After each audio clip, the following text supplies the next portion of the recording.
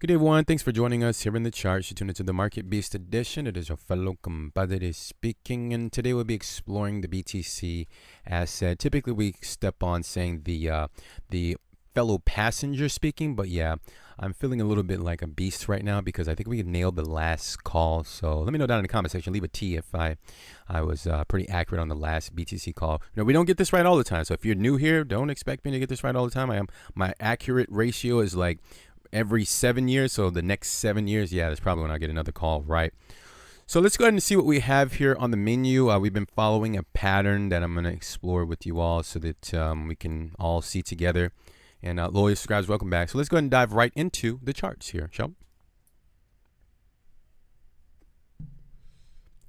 All right, so today's March the 22nd, 2021, and the current price of BTC is going to be $54,679.79. It's down approximately 4.6% for the day. We got some fluctuating going on there, guys. Welcome back to the newest episode of ASMR, an interesting analysis.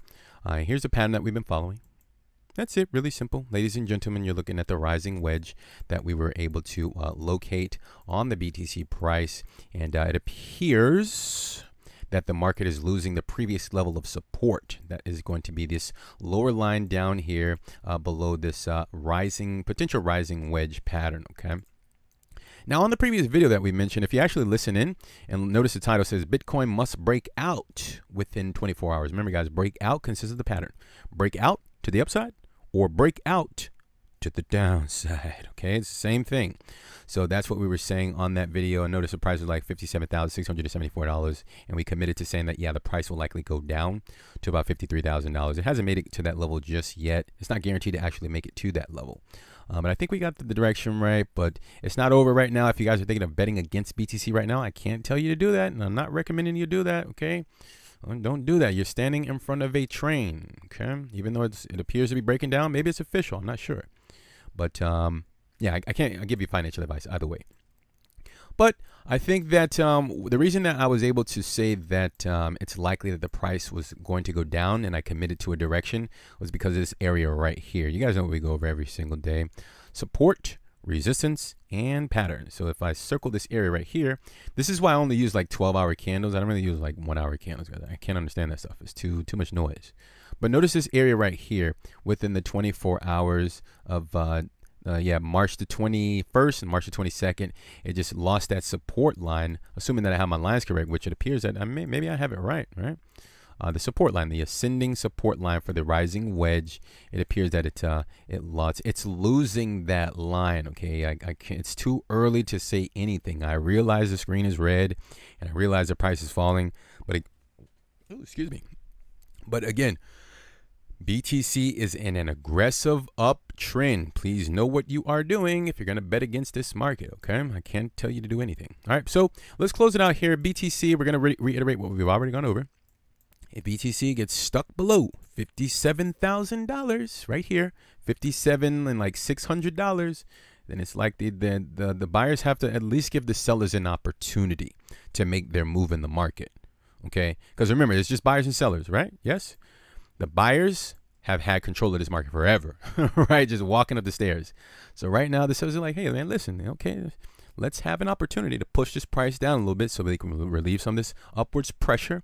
And then, we can all just kind of come together and we can agree on a price. And at that moment, we can all kind of collectively take the price and push it back up to the upside. Like that's literally the conversation that the buyers and sellers would have. And I could just kind of see that in the price action. I know that sounds weird, guys, but I look at this stuff all the time. So I'm looking at the story, okay? And that's the best way that I can describe it for now. So that's pretty much it. That's all you have. You have the range, 48,000. I don't even know if I even said that. 48,000 is the green line down here, like 48,055. All the way up to 57,000 and like $600.